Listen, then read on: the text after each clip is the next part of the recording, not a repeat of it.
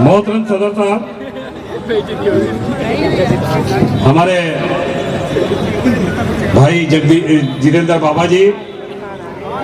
आज के हमारे इस जलसे के खसूसी मेहमान, आप सबके रहनुमा, समाजवादी पार्टी के अगर मैं कहूं तो नेताजी के और अखिलेश यादव जी की आंखों के तारे आदरणीय आशु मलिक जी, हमारे साथी इज्जत वाली जनाब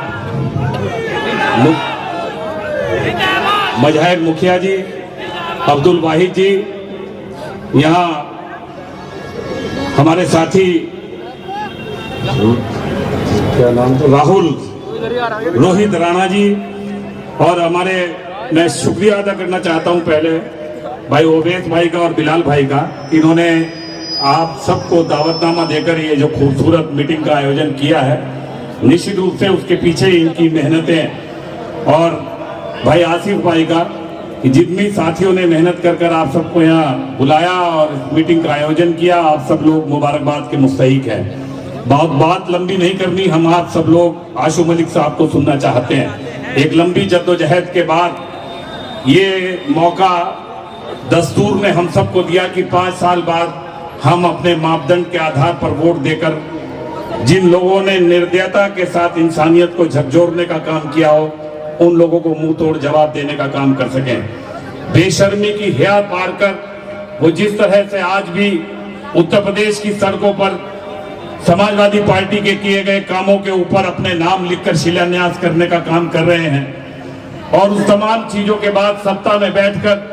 अगर कोई नफरत का सौदागर नफरत बांटने की कोशिश करने का काम करता हो, तो मैं केवल इतना कह सकता हूं कि अल्लाह भी उसे माफ करने का काम नहीं करेगा। और इसी तरह नफरतों के आधार पर इंसानियत को बांटने की साजिश करने वाले लोगों को मुंह तोड़ जवाब देने का मौका आ गया है। आप मुतमईन रहें, वो तमाम तर लोग जो आपको बांटना चाहते हैं, हमें तो अल्लाह ने सिखाया कि इबादत करने के लिए एक ही सफ पर बैठकर हम उसी की इबादत करने का काम करें। तो ये बांटने वाले लोग कौन हो सकते हैं, वो किससे मिले हो सकते हैं, इस बात को आप बेहतराई के साथ समझ सकते हैं और जान सकते हैं। परंतु इतना समझ लेना कि 7 साल के केंद्र की सरकार और 5 साल के उत्तर प्रदेश की सरकार में भारतीय जनता पार्टी ने आम इंसान के मन में जो दहशत पैदा करने की कोशिश करने का काम किया है, आदमी स्वतंत्रता के साथ सांस नहीं ले पा रहा है, उसका चतुर्मुखी विकास नहीं हो पा रहा है, वो भूखमरी के कगार पर है, उसकी रसोई का खर्चा बढ़ गया है, उसकी आमदनी लगातार कम हो रही है, और ऐसे उस दौर में वो किस तरह से सम्मान के साथ जिंदगी जीने का हक लेने का काम कर ले। और ऐसी सरकार हो जिसके राज्य गृह मंत्री का बेटा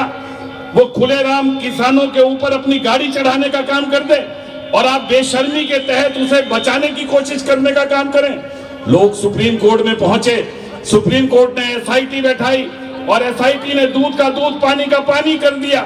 कौन था एसआईटी में? एसआईटी में आप ही के सरकारी कर्मचारी थे, और उन्होंने इस बात का ऐलान किया कि इन किसानों के ऊपर गाड़ी चढ़ाने का काम आशीष मिश्रा, जो गृह राज्य मंत्री का बेटा है, टेनी का बेटा, उसने किया, और उसके पीछे एक सुनियोजित षड्यंत्र है। सुनियोजित षड्यंत्र, तो सुनियोजित षड्यंत्र में कौन लोग शामिल होंगे? क्या उसके अंदर उसका बाप शामिल नहीं होगा? क्या उसके अंदर इस सरकार के लोग शामिल नहीं होंगे? और वो लोग शामिल नहीं होंगे जो लगातार 12 महीने तक किसानों को ये कहते रहे कि ये तो किसान ही नहीं है, कहते रहे ये तो आंदोलनजीवी हैं, कहते रहे ये तो आतंकवादी हैं, कहते रहे ये तो खालिस्तानी हैं, कहते रहे ये तो नक्सलवादी हैं। क्या जुर्म था किसानों का? 12 महीने सड़क पर ठिठुरती हुई ठंड में 700 से ज्यादा किसान शहीद हो गए। यही तो कह रहे थे अपने आका को कि तुम जो कानून बनाने जा रहे हो वो कानून किसानों के हक में नहीं है। परंतु उस सब के बावजूद चूंकि अडानी को आपकी जेओत की तमाम जमीनों के हाथ उसके जमीनों को देने थे, और इसलिए अडानी ने कानून बने नहीं उससे पहले पंजाब में, हरियाणा में और आपके बराबर के कलानौर में बड़े बड़े गोदाम इस इरादों के साथ बनाए थे कि किस तरह से किसानों को गुलाम बनाकर इनकी उन तमाम जमीनों पर भी हम कब्जा करने का काम कर सकें। और इस बात के लिए वो कितनी बेशर्मी तक 12 महीने तक उन लोगों को तड़फाता रहा और उसके बाद दहशत पैदा करने के लिए उसने उनके ऊपर जीप चढ़ाने का भी षड्यंत्र करने का काम कर लिया। 4 किसान शहीद हो गए। एक आप ही की तरह का पत्रकार था पिछड़े जाति का रमन कश्यप, उसने उसकी वीडियो बनाई। वीडियो बनाने के बाद उसे भी कुचलने की कोशिश की, वो गिरकर भागा तो उसके ऊपर भी गोली चलाकर उसे मारने का काम कर दिया। कितने लोगों की मॉब लिंचिंग हुई, कितने लोगों के दरवाजे बंद हुए, कितने लोगों के कारोबार बंद हुए, कितने लोग बेरोजगार हुए, कितने लोग भुखमरी के कगार पर हैं, किस तरह से माशरा अपनी जिंदगी जीने का काम कर रहा है। और उन तमाम तर चीजों के बाद आपको मौका मिला उस निर्दयी सरकार को पलटने का, तो उस निर्दयी सरकार को पलटने में हम बहक जाएं,